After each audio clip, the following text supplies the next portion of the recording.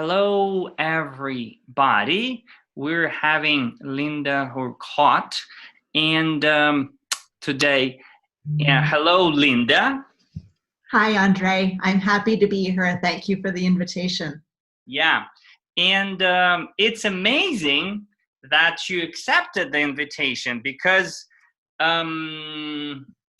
you are the only speech language pathologist in our small gathering of people who decided to talk about stuttering and what we can do about stuttering. And it feels a little like, even though we're talking a lot about stuttering, still we haven't had the right education, we haven't had the right qualification. So I feel a lot of respect and I want to ask questions. And I actually started by asking what's like the first thing you would want to share, you wanted to talk. And you put it in a way, so maybe I'll just say something from there and you maybe elaborate and continue. So you said that we want to blend the physical elements of the natural speech production system with the non-physical elements of communication, like body language, emotions, beliefs, so that communication is automatic and easy without fear, anxiety, physical, mental challenges. So, and that sounds awesome. That sounds just amazing to me. So maybe the question would be,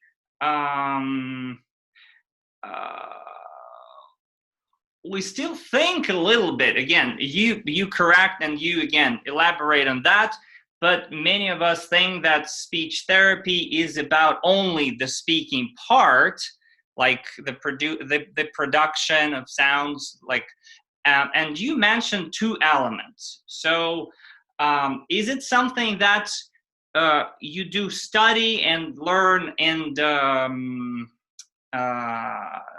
develop in your experience, these two areas, or that's something that you came by yourself, like you expanded the speech language pathology like range somehow? Well, it's a little bit of both. And first of all, I want to say that my view on therapy for people who stutter is very different than other people.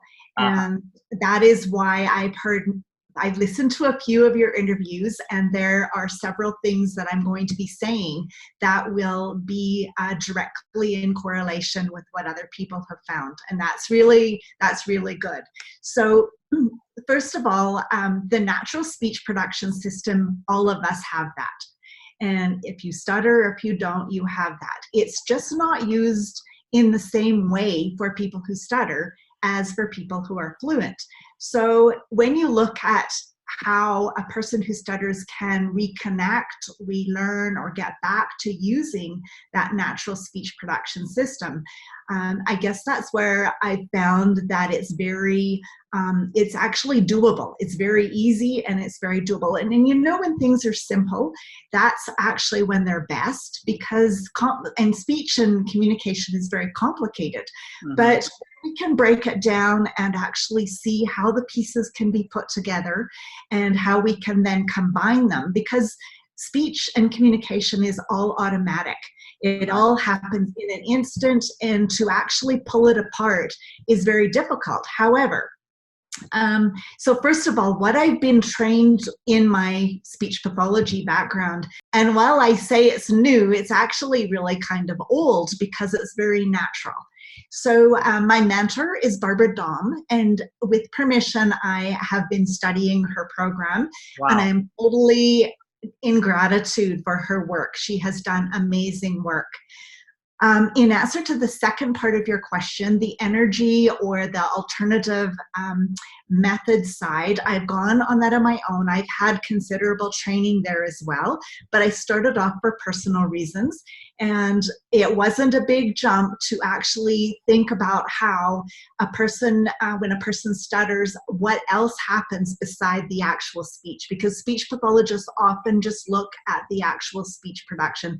Right. And it's only a small part. It really is only the tip of the iceberg. And then what's underneath the water is this huge thing that actually has many components that allow communication to be what it is. So it's really important to address all of those other things, because if you don't, it really impacts how speech is produced. It's almost a sabotage effect, where if you don't address all the other parts that are contributing to communication, then stuttering doesn't really it doesn't become natural. It doesn't move to natural fluency. It may last for a while. You may be able to maintain fluency in certain ways at certain times, but to have it natural, to be there when you want it, especially when you want it in the critical situations, that's what's most important. And it really needs to happen. Fluent speech needs to happen outside of the clinical therapy room, because that's where it's important. If that doesn't happen, then it's not really beneficial to the person who stutters.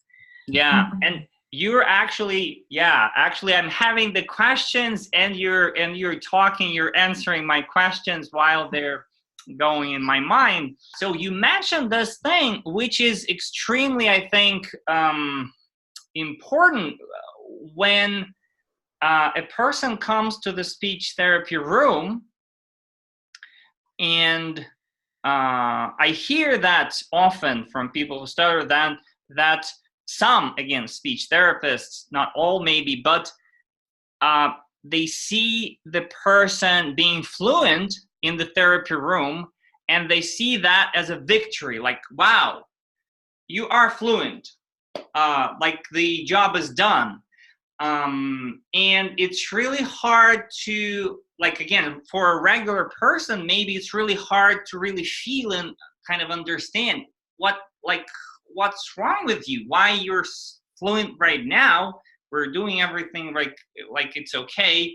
And then you go outside, and as you say, in like real life situations, critical or more critical or less critical, it comes back. So the question is, how actually to the question for you is, so you haven't stuttered yourself, right? Yeah. So yeah, and I'm always amazed, again, for people who haven't stuttered but who get it, who understand it, because it's really hard to understand if you haven't gone through it yourself. It doesn't seem like logical. The person is fluent, and then all of a sudden he's or she's not. So are there any ways we can reach outside the therapy room? Because obviously we're working in the therapy room, we're doing something, but when a person goes outside, the person is kind of out of control. We are not kind of controlling the person. We're not affecting the person. Is there any way we can somehow address that transition, if you wish? Okay, can I just start? I'm going to answer that question in two parts. So the first part is going to be that when you're using your natural speech production system, you don't have to think about it. So there are kind of three elements I'm going to just highlight that are really critical to that, because this is kind of your core, right? This is what is fluent, what is natural, you don't have to think about. So when we speak fluently, our thoughts are directly connected to what we're going to say. We don't think about if we're going to stutter, or which words might be hard, or which sounds might be hard, or blocking or anything. The thought is directly connected to what we're going to say. It automatically and simultaneously is then sent to the voice, which has to vibrate. The voice has to vibrate all of the time. And people who stutter don't have a voice that vibrates all of the time like fluent people do. Then when the voice is vibrating, we have air, we have air coming out of our lungs and up through the voice. And then we simply form the shape of the sounds that we want to say, whatever language we're speaking in. It's very simple. It's very relaxed. And so that fluent automatic mechanism from thought to voice to speech happens all at once. And our thoughts are quick. When we are thinking about things, we have the ability to maybe entertain all kinds of thoughts that really aren't, we may not use all of them. We only may use some of them. But some of those thoughts then get converted to language, okay? And that happens in the brain.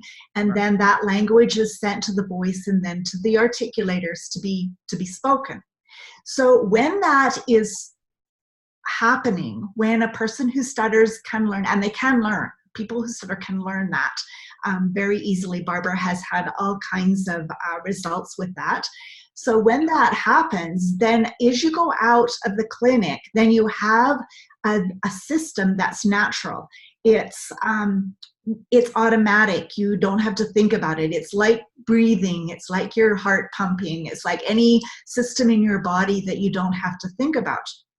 So then that gives you a basis for going out and speaking. Now, when you go out and speak, there's all sorts of environmental things that happen. Right. There's people, there's situations, and those can throw even a fluent person off, right?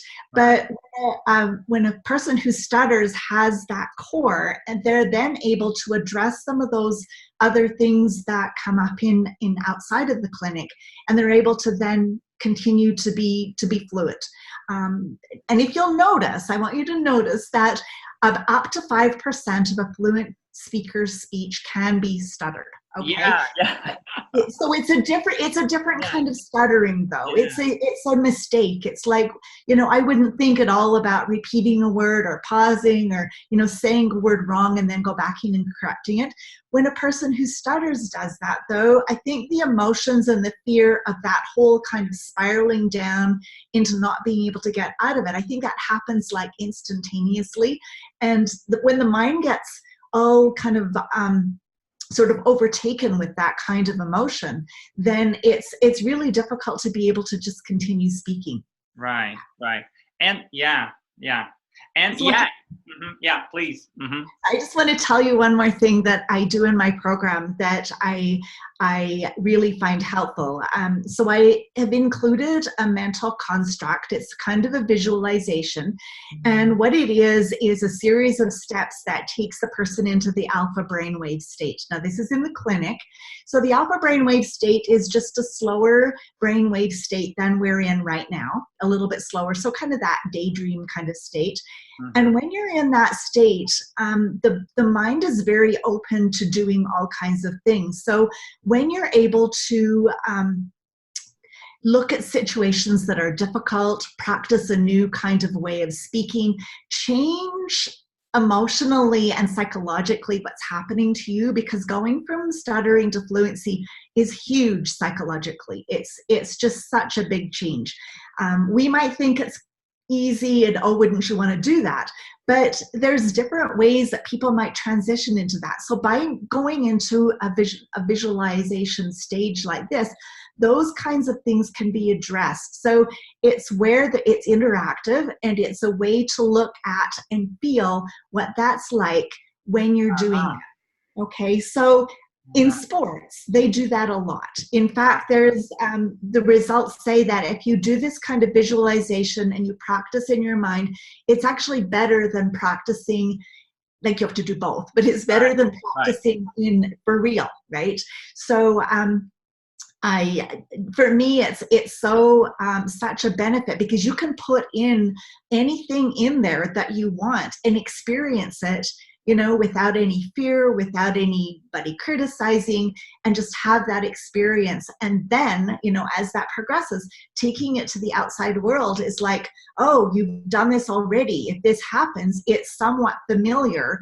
And it's not as bad in your mind, okay, it seems bad in your mind, but it's usually not as bad at all in real life. Uh-huh. But having that experience first in a really safe situation, you can embellish it however you want, make it as bad as you want or as good as you want. Sorry, I Uh-huh. want to focus on the good too, because there's Yeah. a lot of joy in speaking fluently. But then you can go out and you've already had that experience. So your body and your brain knows that, oh, this is a way it could go. It's not that it's going to be that way, but you had the experience. So, can I ask you about the state? Is it something close to like hypnosis or meditation, or how do I come to that state? Okay, I don't know. It's called the alpha brainwave state, and I'm not really able to talk about hypnosis or meditation, but it is similar in the sense Ah, that you're really ah, relaxed and your brain is just open to new suggestions. mhm. So when you're in that state, then there's a specific kind of feeling, but it's a very active kind of way that I do it. Mhm. And so meditation is different. Hypnosis can work very well as well for some people. Mm-hmm. Uh-huh. Got it. But this is something uh, a person can do kind of itself, or that's like one-on-one work. Like you're saying something, so you're kind of influencing somehow the person. I always introduce it in a one-to-one situation so Right. that it's very clear. And once it's practiced a few times, like going into that state, doing whatever work you want to in that state, and then coming back out again into just regular, however we're connecting right now, Right. um, then the person can actually do it on their own because it's guided. And I think once I know how to do it, then in most cases it's really quite okay. And then they can experiment with the things that they want to experiment with. So if it's something, a particular situation, certain people, they can go in there and experience what that could have been like, maybe in another way, like maybe in a more fluent way, or looking at how emotionally they're feeling when there's a difficult situation, or difficult people, difficult topic. Mm-hmm. Hmm. And uh, talking about this state or this work, so I see personally, and again, that's people are talking about this as well, that a huge part of this emotional state is, again, we can call it, give it a name. I'm giving it a name, stuttering shame, about stuttering. Like when it happens, Mm-hmm. we feel bad because it's out of kind of the norm, and I want to say it and it's not coming out the way I want it to be, so we feel something's wrong, and this is kind of a shame feeling. So and when we feel bad, again, we want to hide it, we don't want to experience this anymore. So when we are in this state, um, uh, do we deal somehow with this emotion as well? Um, Mm-hmm. Sorry, maybe I missed that. No, that's right. So the emotion, and there are many emotions, they're actually all really good. Even the bad ones are good Uh-huh. because they make you move some other place. They make you think about something else. And I think Chase talked a little bit about that. I'm not sure which day that was. It was yesterday for me. But he talked about those emotions and about the shame. He didn't call it shame right Yeah. at that, Uh-huh. but he talked about what that means and how that pushes you forward. So there are some alternative ways to dealing with those emotions, and to see, I think the most important thing about emotions is to have them and then to release them. It's when the emotions keep building and building and building, they actually can become a disease for the body. Right. So we Right. want to use them Yeah. and then release them, and they'll always come back again. We won't have any trouble with that. So the emotions are really, really important to address. And there are some people who stutter who have, I know their programs are highly based on emotions. And for some people, that might be the resolution that actually brings them to easier speaking. Yeah. Just emotions, just dealing with emotions, or just dealing with, getting outside of your comfort zone. That is so cool. There's so many ways. I'm glad there's all these ways to deal with fluency and stuttering, because it's not a one size fits all by any means. Yeah. So yeah, and we talked with Peter Lowe today. His main ideas about like either repressed emotion, which is bad, or as you say, release emotion, right? And I always keep like thinking about the practical ways. When you say release emotion, is it like doing something like many activities like dance, singing, drawing, like writing, journaling, or it's more like the mental work, kind of acknowledging emotion, or it's all of that? So what I do in my program is we need to understand that everything has a frequency. Okay, everything, every single thing. So it's good that some things have a really hard frequency so I can sit in my chair, but emotions have a soft frequency, like a different kind of frequency. So if you think about an emotion, if you think about shame, for example, you can probably feel that kind of energy within you someplace. It can be anywhere in your body. Oftentimes emotions kind of go in the stomach area, or they may go in the back, in the between the shoulder blades. So when you think of a frequency and you see that all collected there, then what happens is we're able to kind of focus on that emotion. We're focusing on that energy.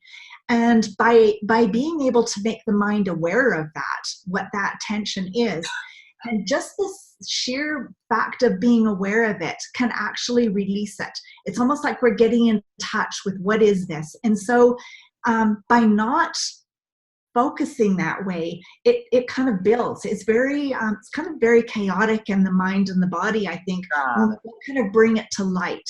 So when we bring it to light, then we can actually release it, and we can just allow it to dissipate.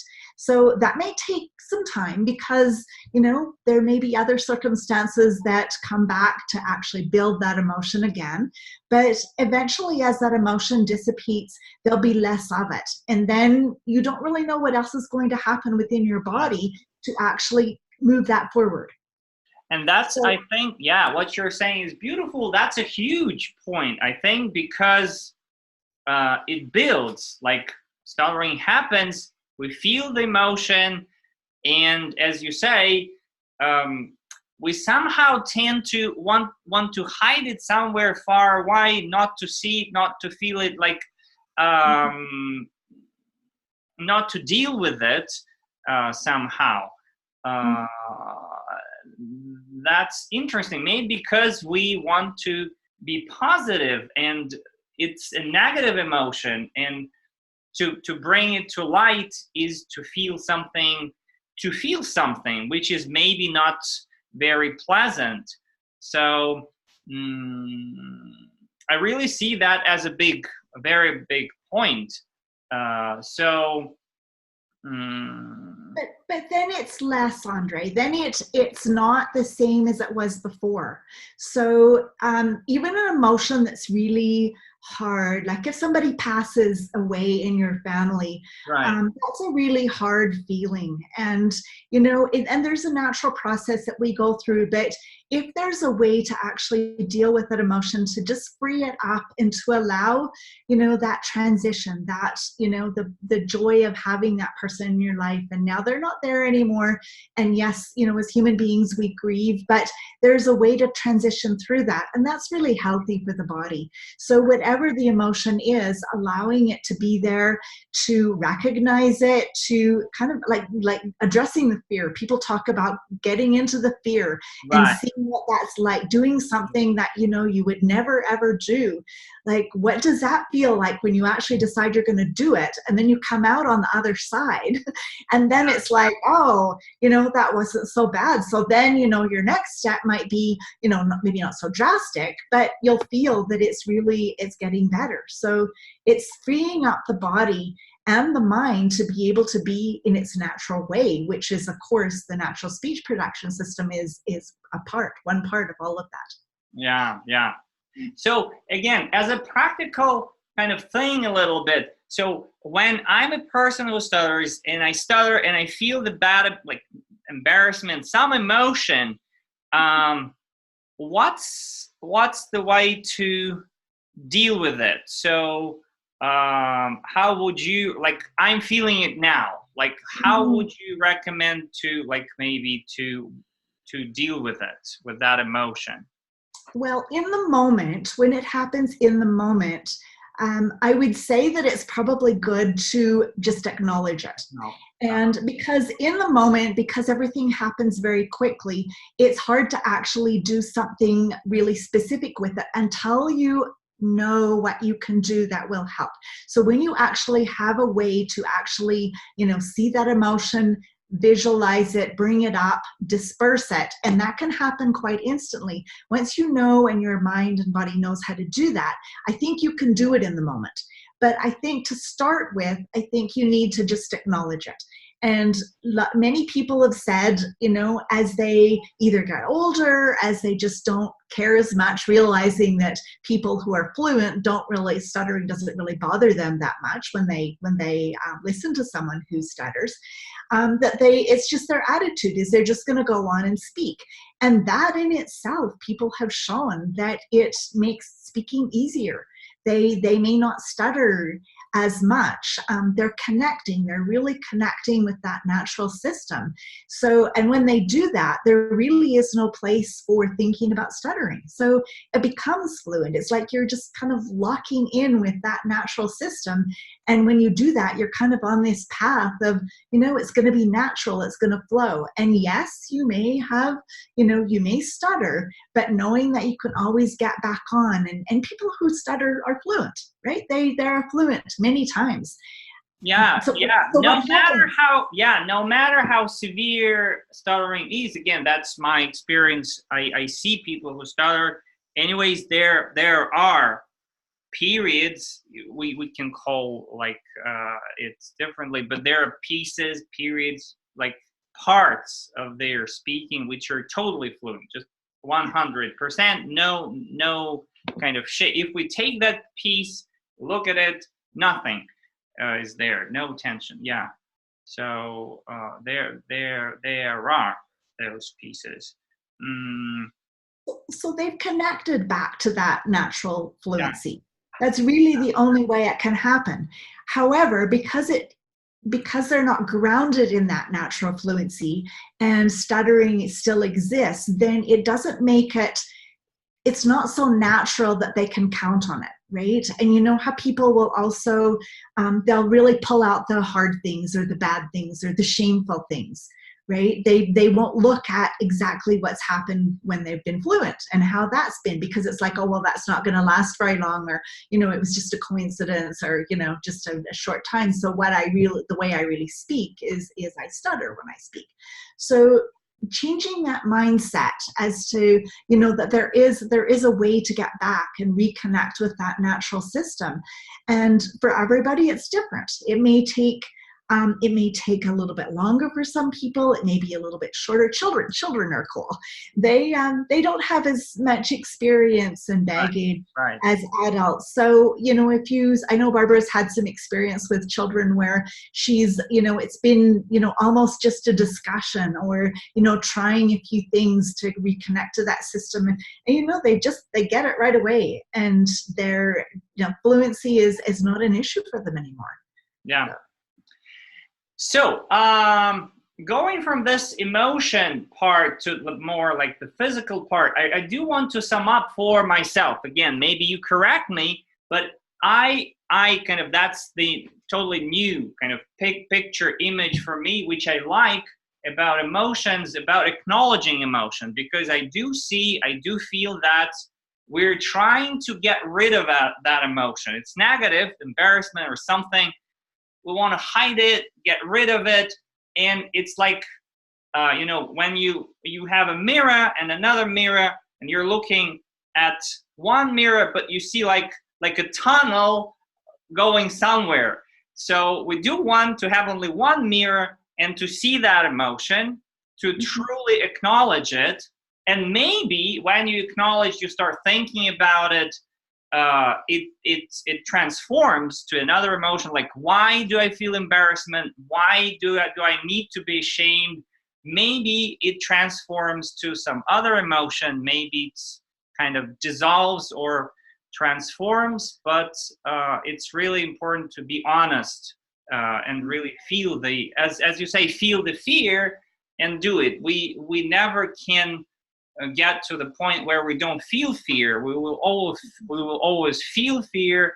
We want to feel it and do it anyways. That's another maybe topic, but still, that's how I see that point about the emotions, what I took from it. Fear keeps us safe. As human beings, we need to have fear. That's just built into us. And I think the negative part keeps us safe as well, because I think the negative will actually show us what we shouldn't do, but now we know that the negative is actually important. We have to fail a lot of times to learn anything. It happens in every cycle that we go through. So when you're learning to be more fluent, being gentle with yourself and noticing what's happening. I often talk about the observer, just being the observer inside of you. So being an observer there's really no emotion there. So if you are the observer for yourself and you actually see an emotion come up, you observe it, you're looking at it from a different perspective than if you were actually right in that emotion. Right. So a way to get through a really difficult block or a really embarrassing situation is just to look at it and then just acknowledge it and let it disappear. And while that probably sounds a little bit easy, it may not be, but I think even knowing that is a possibility. How possibilities kind of open up new ways of thinking. And if that's something new that you haven't thought of before, then it's like, well, maybe I'll try that next time. When it's really, really a difficult situation, I'll just think about it in that context. We have so much power within our brain, so much. Right. And we want to use it. We want to use it for the difficult things. Mm-hmm. Yeah. So we spent some time on the emotion because, again, I see that, again, it might seem like not a very practical stuff, but that emotional tension that we feel, it comes from somewhere. And I believe that these negative, like shame, whatever, which we're not acknowledging, we're hiding, we don't want to look at that stuff. It contributes a lot to that feeling that we feel when we get into that state where we don't control anything. So Peter says, great conversation. Thank you, Peter. We're talking about emotions exactly as we did today. But coming back to the physical part, because that's what people see, that's what usually people who start with, because that's what we see, and that's what we tend to try to change first. Is there anything you would recommend to do, or it's like many things we should do, like many little pieces? How do you address this part? Well, if I was going to pick one part of this complex system, mindset would probably be my first thing. But you asked about physical. I think I would probably look at voicing. I would look at just keeping that voice vibrating, because what happens then is as your thoughts are connected, formed into language, they have a place to go. They can be voiced. And when your voice is actually accepting those thoughts, it allows like the air is flowing there. It really allows speech to be produced. It's almost like we're hooking into the middle of the system in the middle. Right. So when your articulators are moving easily, your tongue and lips and jaw and everything, then again, it just happens so quickly. So the voicing, I've really been kind of focusing on that when people say, well, of all this, what is the one thing? Right. So being able to voice and just keeping that voice going, but also modulating the voice. You can make it louder or softer, higher or lower, because that's our expression, right? That's how we explain things, ask questions. There's different kinds of patterns the voice takes on. So when it's kind of like the motor of the speech mechanism. And then it allows people to just to be ready and say whatever they want. So I would like some feedback on that. I would like to know from other people how that works for them, because again, everybody's different, and I know that is really important. But to have different perspectives on maybe why that doesn't work, what's hard to kind of get that started, how maybe it's very easy, maybe it's something people can do quite easily, and it is, some part of the key to getting that whole fluent system, that automatic system activated. Yeah, and probably to different people with different severity, that that speech system might be a little bit might sound or work a bit differently, because stuttering is kind of, we always feel like, boom, we're kind of stopping that airflow, that voicing, and we get to that a bit to the point where, again, to different people, maybe more severe people with more severe stuttering, but it gets a very automated like blockage, which prevents from producing a significant voicing or airflow. So it's always like and actually, even to the mild people with mild stuttering, we also tend to like break probably the airflow anyway. So in terms of the voicing kind of exercises, is it that something like singing, or it's something very specific, or is it just producing any sounds, or is it like reading out loud or being expressive? So do they all like do a good thing? Mm-hmm. I think they can all be helpful. In the therapy program, though, it's very focused, it's very concentrated, and the actual use of the voice in combination with producing syllables, which is kind of the basic part of the language. So right. Producing syllables, more and more syllables, longer and longer lengths of like longer sentences, and using that voicing. That I think it's the concentration and the focus that's really important. So while you're singing or while you're just doing other things to allow the voice to go, that does allow the voice to go. But if you're looking at what happens in speaking, then it's really important to really connect with how that works and to see how you can build it so that it's comfortable. So we're pulling apart some things that are really important for fluent speech, and then we want to put them back together into the whole, because that's where they belong. So as you're making a point of one thing, you also want to eventually get it back into that total system. Got it. And talking about, again, the very speaking stuff, so like when we sing, it's pretty rhythmical, like ba-bum, ba-bum, ba-bum, or bum, ba-bum, ba-bum. So it creates like those beats, or like where we put that voice, that sound, and our regular speaking is oftentimes very kind of a bit, the rhythmical structure a bit more broken, like ba ba ba bum, ba bum, and we kind of want to say that next piece So is there any, again, technique or exercise to start? How do I actually start that that piece when it's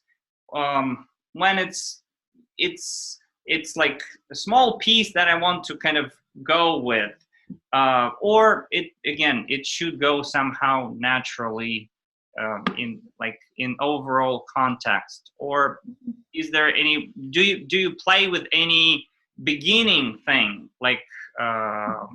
for the phrases? The voice and the speaking is actually driven from thoughts. So another thing that people who stutter can do is just become very aware of thinking. So what their thoughts are about and how they're thinking. So in therapy, there's actually a way to connect the thoughts, the voice, and the speech in a way where they're built up kind of on their own merit. So each of those parts. So the thought has to be directly, totally focused on what those thoughts are. So when that happens, then you're not only thinking about your thoughts. You're not thinking about anything having to do with stuttering. So having that understanding is really important. Then converting that thought into language, and then allowing it to fit into that system. So speaking is different than, it doesn't really have a rhythm.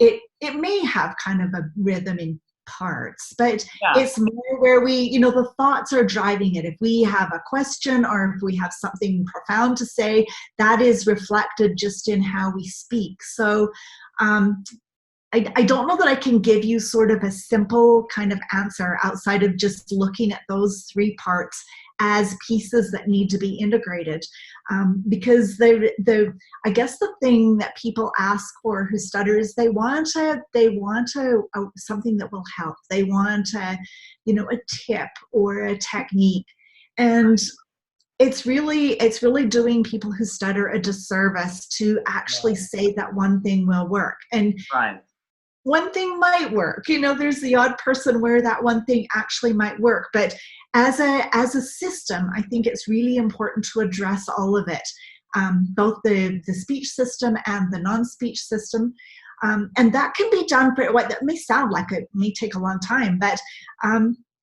my experience has been that it doesn't have to take that long. It can actually be fairly quick, and it really depends on again, that connection, that understanding of the natural speech system. What other things are interfering? What are the emotions? What are the thoughts and beliefs that are really holding people back? And being able to manipulate those and change those within sort of the course of the therapy, because I think it's really good to do it, somewhat together, because it is all together, then I think that that is a really good way to address it. Yeah, I like your idea. I'm really thinking again. That's the idea that I got from you is that there is like the thought and the articulation, and there is a certain natural way to go from a thought to articulation, and want to find that natural way. And it should work natural way. And there are many things that interfere, so we want to let those things go. Got you. So really the natural speech production system is the key idea, and how you let go of or shed things that are interfering with that system is key to fluency, in combination with the rest of what is involved with communication. So maybe one more question about this connection. So again, in the therapy room, I feel that I kind of feel great about this connection. I feel the thought, and it produces naturally my speaking. Then I go to the bookstore asking for a book, and I feel something maybe different. So do you practice some going outside practices when you're trying to feel the same in different situations, or making a phone call, or engaging some real life? Once the system, once the natural system is strong and it's flowing well, then yes, that is the thing, that looking at the situations that are difficult, that were difficult before, okay? Right. Speaking on the phone, ordering through a drive-through, asking a question, yes. But the emphasis is not so much on going out and doing those things to actually gain the fluency. It's more going out to test and to practice what's already strong. So it needs to be well integrated, well synchronized within the body first. Right. Excuse me, and then going out will be different, and it won't be perfect. It's really never perfect. Right. But if it's better, that's encouraging. That has to feel better. That has to be more freeing. Yeah. I got your point totally, because again, many people think of those going out as an exercise to build confidence, and probably it is, but what you're talking about, we're not just going out, we're building something, and then we're transferring that something. We test that in different settings. Got you. And maybe one more question about this building. Is there any time frame? So do you see like there is a certain like system, we go from A to B in a certain time frame, and then something happens, or it's absolutely different for each person? How do you see that? I think the time frame is different for each person, and also it depends on how the person works with the system. Right. So if the practice is done, if the integration is happening quicker, then the whole process will be quicker.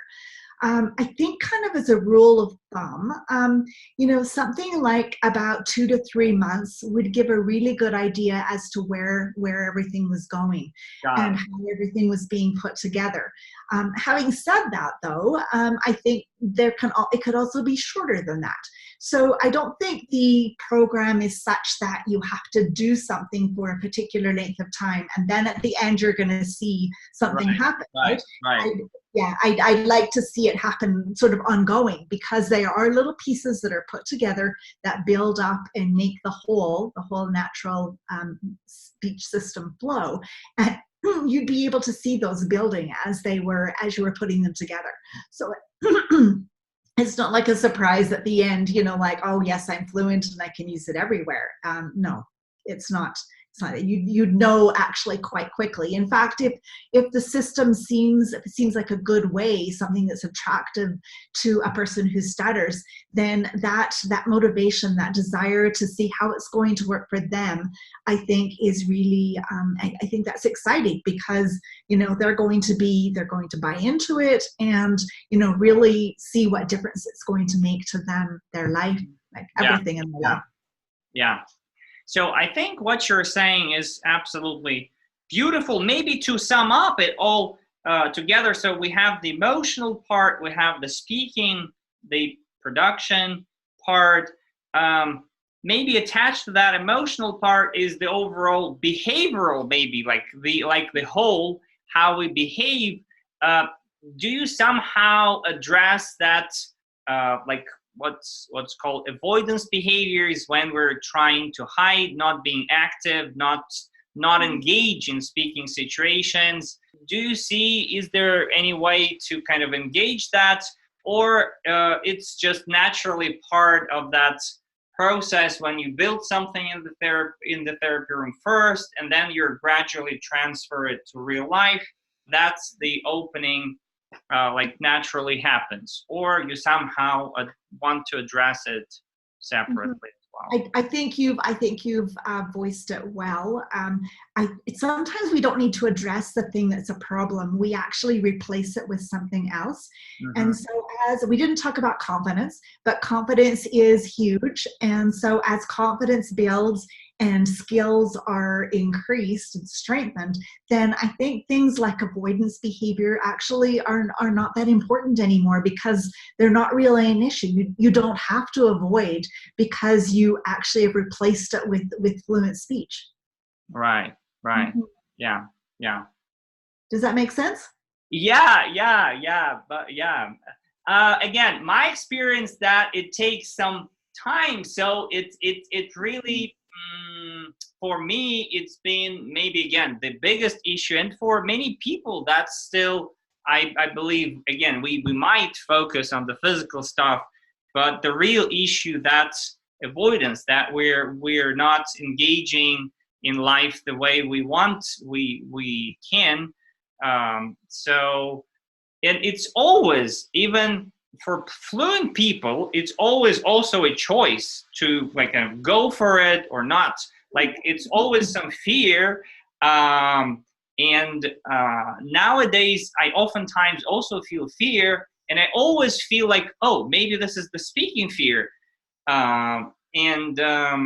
So we're so much used to feeling that fear about the speaking, so that it's really hard to detach the regular anxiety or fear from Mhm. that speaking, because everywhere everything is like speaking, everywhere is danger, so everything is dangerous.